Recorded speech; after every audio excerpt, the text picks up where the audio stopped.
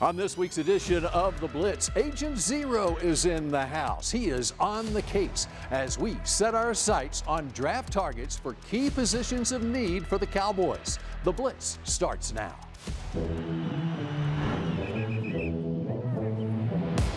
Pops out to the right, breaks a tackle. They blitz it. Prescott throws it down the right side for Lamb. Caught it!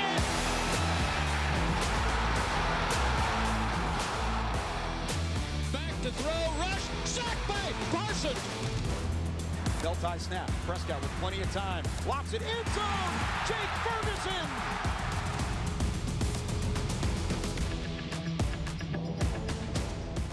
Are you ready for some football? Are you ready for some NFL draft? We are less than 2 weeks away now from the NFL draft, which it started on April 24th. Week and a half away, basically, right now. Bill Jones along with Kyle Yeomans. And yes, this is the Blitz inside the Globe Life Studios here at the Star in Frisco. And the way I look at it, throughout the spring, Kyle, you know, you got your March Madness. And this year you had the return of Luka this past week. You had baseball opening day, the Masters this weekend. Well, now, okay, everything else out of the way because now it is time for the NFL draft, baby. Yes, it is, and it's time to cover your bases before getting into draft time because you've got to try and fill your rosters so that way best player available in these final 10 days is still on the table come April 24th. Yep, and of course it's been a busy last month for not only the Cowboys but all across the league with free agent signings. They've only been trickling in a little bit here in the last week to 2 weeks, but we did have one this week. We'll start off with an offensive lineman headed to the Cowboys who used to be with the Washington Commanders, and that would be Sadiq Charles. Yeah, Sadiq Charles, fourth-round pick out of LSU back in 2020, played 35 games with the Washington Commanders before signing a deal with the Tennessee Titans last year. Unexpectedly retired in the middle of training camp, did not participate throughout the 2024 season. Announced on March 12th that he would be returning, so the Cowboys said, we're going to go ahead and sign Charles to try and add some depth to this offensive line. There was a thought that he would be the starting right tackle for Tennessee last year. He can play on the right side. He played left tackle as well in college, as well as right guard and right tackle with LSU. So opportunity there for some versatility and for some depth at the offensive line spot. In the last game he played in the NFL, last game of the 2023 season against the Cowboys, he was lining up at left guard for Washington. The bigger news of the week, in my opinion, though, is this. Agent Zero is in the house now. And, of course, we talk about DeMarvion Overshown, who is rehabilitating from an injury and hoping to be back, going to be comeback player of the year. And he's going to be wearing the number 0. How about that? Yeah, I love seeing him back in 0. That's what he wore at his time at Texas and in the burnt orange. Now you get to see it in the navy and the white with the silver dome as well. I think it's just fitting for the amount of success that he's had, even though he's had some injury woes during his time with the Cowboys. But everybody loves DeMarvion Overshown, both in and out of the locker room. You can see what his real ceiling is as a player in the NFL. I'm excited for him because, you know, he's excited to wear that number 0 again, possibly here in 2025, as he talked about the possibility of coming back and being ready despite that injury late in the season. He expects to return, which was another part of news out of this meeting with DeMarvion Overshown. Says that he doesn't want to win comeback player of the year in 2026. He wants to win it in 2025, and that's great news for Cowboys fans, meaning his rehab is going well, and we could possibly see him back on the field as soon as the middle of this upcoming year. And, by the way, Rowdy will be able to keep his number 2. He wears the number double zero, and DeMarvion wearing the single 0. All right, we're just getting started on this edition of The Blitz. Coming up later in the show, the Cowboys welcome 30 prospects to the Star in Frisco. And does Joe Milton's trade change the quarterback room? That's coming up next. The Dallas Cowboys Blitz, presented by Blockchain.com, is brought to you by AT&T, an official sponsor of the Dallas Cowboys, and by Blockchain.com. Invest like your icons with Blockchain.com.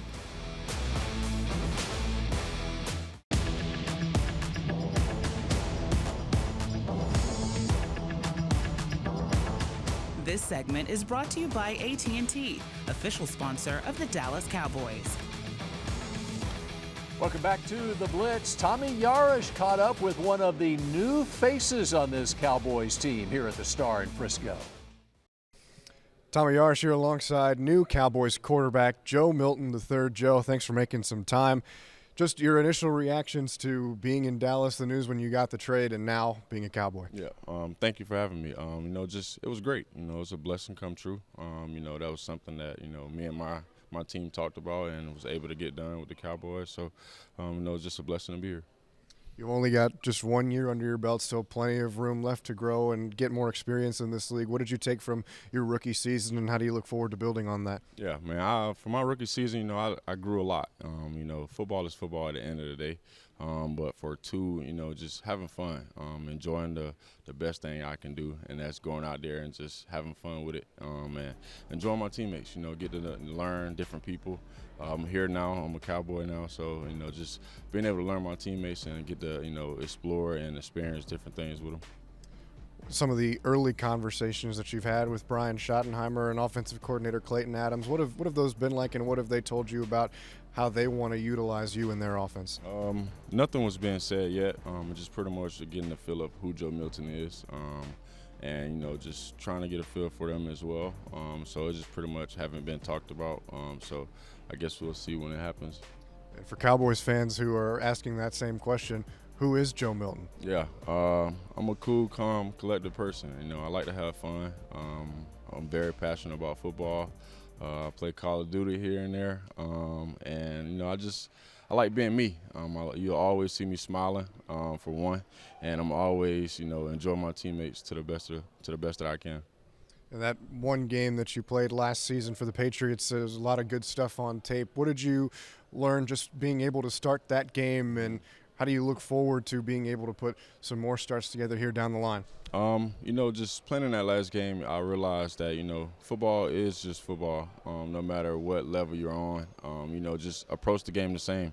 Go out there and, execute the way you will if you was in college or high school. And then for the way that you prepare, your preparation is very important. So always prepare as you the starter, and then, go out there and execute when your name is called. Were you coming to Dallas joining a quarterback room that's got Dak Prescott? I know that you had mentioned that your family grew up as Cowboys fans too. What is it like to now be in the room with him and be in that room as a Cowboy? It's great. He's a great person. This is my second time meeting him. Just being around him, and, I feel the great energy that he brings, and, just willing to look forward to learn from him, and really compete. One of the biggest parts of your game is arm strength. We've seen you throw an orange 100 yards and a football probably 90. Yeah. How far do you think you can launch that pill? Man, right now I probably got 95 for you right now. Yeah. I don't even know what to say to that. Joe Milton, new Cowboys quarterback. Thanks for making some time. No problem. Thank you. Not lacking in confidence, Joe Milton, the 6th-round draft pick of the Patriots last year out of the University of Tennessee. What do you make of this depth chart now? Well, this is the interesting side, as Will Grier and Joe Milton were both backups in New England as a part of a quarterback battle. Now they're both here with the Dallas Cowboys. Of course, Grier added back to the practice squad last year after spending some time with the Cowboys previously. Dak is still the unquestioned number one, and I think right now Joe Milton and Will Grier are in that competition to be the number 2 and to replace Cooper Rush. That's the number one thing right now. You got to replace Cooper Rush, have somebody that you trust to keep the hand steady all the way through. I think Joe Milton can be that, but he's got some room to grow in order to get there. Now it's going to be interesting, the draft and the rest of free agency, if someone else might get added up to that depth chart. All right, coming up next here on The Blitz, which NFL draft prospects visited the Star this past week?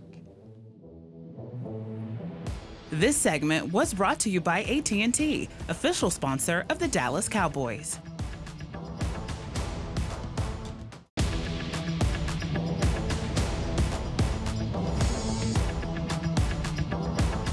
This segment is brought to you by Reliant, the official energy provider of the Dallas Cowboys.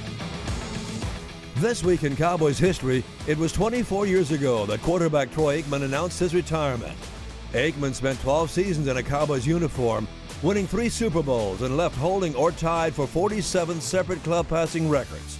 5 years later, he was inducted into the Pro Football Hall of Fame. And And 36 years ago this month, Troy Aikman was the #1 overall draft pick of your Dallas Cowboys. Welcome back to the Blitz. Bill Jones along with Kyle Yeomans, who, by the way, has the Dallas Cowboys Star magazine in hand. I can't get him to put it down throughout the show. Yeah, hey, I contributed quite a bit to this, and plus you get to learn about some of the prospects that are available for the Dallas Cowboys in this upcoming draft. You can get your copy at dallascowboys.com/Star magazine, including a couple 30 visits that the Cowboys have welcomed into the Star in Frisco. Get to learn a little more about their NFL draft plan. You happened to open it up to Ted McMillan's page, the wide receivers right there. I think I saw him walking around the Star here recently. Definitely did. And the Cowboys have just basically wrapped up this past week, all the 30 visits. You had Dallas Day a week ago. All right, so let's break it down. It gives you kind of an idea of who they might be looking at. Of course, every team in the league has 30 visits, 30 prospects who can come visit from around the nation. Cowboys have always benefited from having local prospects too with Dallas Day. What do you got? Yeah, so as we take a look at the reported 30 visit list, there are more names that have come out since then. We'll kind of reference those, but these are the ones that have been reported by DallasCowboys.com. Now, out of the first couple group, you've got a couple guys that are Dallas Day. Quinn Ewers played at South Lake Carroll, Ashton Genty at Frisco Lone Star, Ollie Gordon from the nearby area, along with Damian Martinez, who's from Louisville as well. Another name to note in that list is Savion Williams, who played his collegiate football at TCU. So those guys are Dallas Day participants, but they get reported in with the 30 visit list as well. The rest of these guys kind of gives you an idea of who they're hunting, and there's a reason I opened things up to Teteroa McMillan on the offensive side of the football. They're searching offense in this draft. That is no secret. That is something that the Cowboys have been looking for throughout this process and will continue on past just the 12th overall pick. But one thing I would like to see is the fact that you've got Teteroa McMillan along with a couple more wide receivers in this list. I mentioned other names that were available. Matthew Golden was also on that list. But you got an X receiver here, big body guy who has great contested catch ability. He's going to go up and get the football, and it gives you something on your offense you don't necessarily have.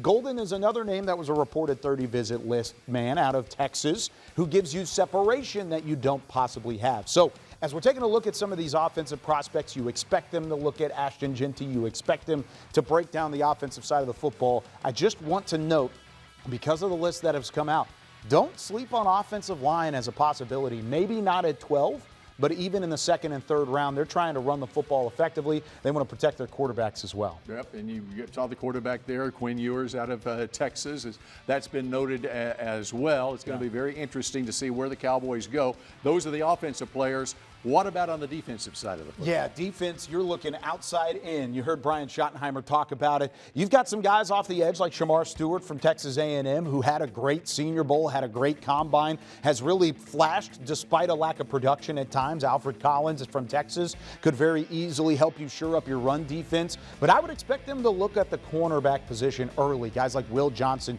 from Michigan, Jahdae Barron from Texas are very, very high possibilities. I was intrigued by the way they looked at the defensive line, though, because outside in is what Brian Schottenheimer said he wanted to build like.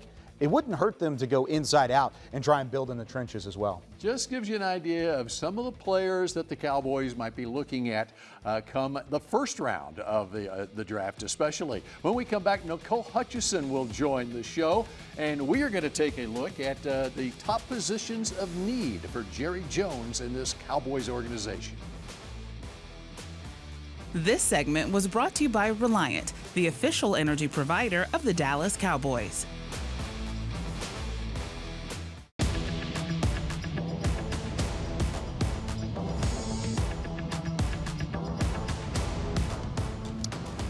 The Blitz continues now inside the Globe Life studios here at the Star in Frisco. Bill Jones and Kyle Yeomans now joined, as usual, by Nicole Hutchison, and it's time to break down those draft needs for the Cowboys, and this is why it's so hard to figure out who the Cowboys are going to draft, because they got draft needs all across the board. You can look at basically every position on the team. Well, Nicole's got them ranked here, and we're going to go from number 11 need down to number 1. How about we start with 4 through 11 here? All right, well, we're going to start from 4 to 11. I have defensive tackle at number 4, offensive tackle at 5, defensive end at number 6, interior offensive lineman at number 7, a safety at number 8, a linebacker at number 9, a tight end at number 10, and a quarterback at number 11. And just to kind of give you a quick synopsis of that list, I was going by what Brian Schottenheimer had already mentioned. He's pretty much happy with what he brought in free agency, what they brought in free agency in terms of a defensive end. And, of course, Peyton Turner. You have Dante Fowler returning as well. They've re-signed Oso Odighizuwa. So they're pretty much satisfied with what they've brought in. I think that now you have to assess and kind of go into the draft with what he mentioned and just picking the best player available, and that's what I feel like they'll be doing at number 12. So with that being said, and kind of like how Bill talked about, there are multiple needs across the board. These top three needs could all very well be the 12th overall pick when we get to late April. Where are you going with your third overall need? Ooh, third, I'm going with running back. I mean, this is a team that was not so good in the rushing offense category. Of course, Rico Dowdle took some time to kind of get going later in the season, but they finished 27th in rushing offense in yards per game, 30th yards per rush attempt, and averaged 4 yards per carry. That's tied for the 4th worst in the NFL. So if I want someone, I want a more explosive guy. Of course, you have guys like Miles Sanders that they just brought in, Javonte Williams as well, but he's more of that bruiser type of guy, physical guy. But Deuce Vaughn, Hunter Lipke, they don't have that much experience. In the last 2 years, you look at what Deuce Vaughn's able to do: 110 yards on 40 carries. Hunter Lipke only 54 yards on 18 carries. Of course, they started to use him more as a tight end in last year's season. So I'm looking for them to add more of a dynamic running back in this draft. All right, position need number 2. You're going to the defensive side of the football, and this is your top need on defense, right? Cornerback. I think that, I don't know, maybe 7 different cornerbacks playing over 150 snaps. I don't think that's necessarily good, Kyle and Bill. So I'm going to go with an explosive cornerback, one who's got some good speed, and this draft is pretty much loaded with talent in that category. You don't have Jordan Lewis, who was that veteran kind of mentor guy for those younger guys in that room. You don't have Trayvon Diggs as well. You don't know the timeline of his injury. Kalen Carson was a guy who was a little bit vulnerable in that secondary, gave up a lot of big plays as well. So you need someone who can play alongside with Deron Bland. And, of course, Deron Bland is on his last year of his deal as well. So certainly looking at that cornerback position. Okay, so we've seen 4 through 11. We've seen running back. We've seen cornerback. That leaves one left.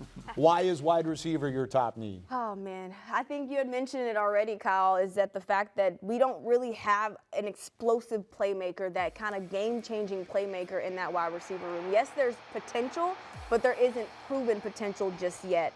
You look at the other teams around this league, the Vikings, Justin Jefferson with Jordan Addison in 2024, the Texans when they had Nico Collins, Tank Dell, both healthy at the time, one of the best offenses in the NFL. So those 1-2 punches as those wide receiver duos, that's what makes explosive offenses, best offenses in the NFL, and you have to provide Dak with another reliable weapon in that offense. All right, Nicole Hutchison, great insight. And if the Cowboys fill all those needs, then they will hit a grand slam come draft day. I like that. Speaking of baseball, the field is set for the Home Run Derby, the Reliant Home Run Derby when we come back. Will Kyle be participating again?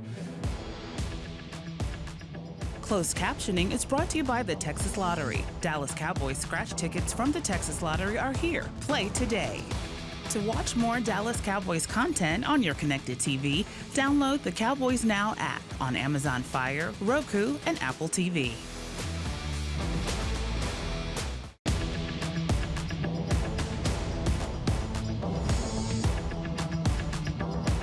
The Dallas Cowboys Blitz, presented by Blockchain.com, was brought to you by AT&T, an official sponsor of the Dallas Cowboys, and by Blockchain.com. Invest like your icons with Blockchain.com. I mentioned off the top of the show of the springtime traditions like the Masters and opening day and March Madness. Oh, but what about this? It's the Reliant Home Run Derby, and it is Tuesday, April 22nd, and Kyle Yeomans can't wait for it. Yeah, cannot wait. One of my favorite events of the year. Raises a ton of money for charity, over $1 million to the Salvation Army over these last couple of years. My wife and I will MC it. I'm back in the media home run derby. I've finished second twice. I'm already back in the cages and my hands are all blistered up getting the bat back in hand. I can't finish second again this year. It's not going to happen. That's saying a lot for the honorable mention all-district player from Waco Midway High School. Yeah, I was a pitcher too. So hey, we're trying to get the bat back in hand and make it go swing for some charity. Okay, so who's the best baseball player on this Cowboys team? Great question. Micah Parsons has had some good swings, but not even close in my opinion. It is Brian Anger. He left the actual yard a couple times last year, really put his stamp on this and almost broke the scoring system last year in this event. He's going to try and defend his crown this time around. Wow, so punters do it deeper. He's got it taken care All right. of. For Kyle Yeomans and Nicole Hutchison, I am Bill Jones, and we will see you again next week here on The Blitz.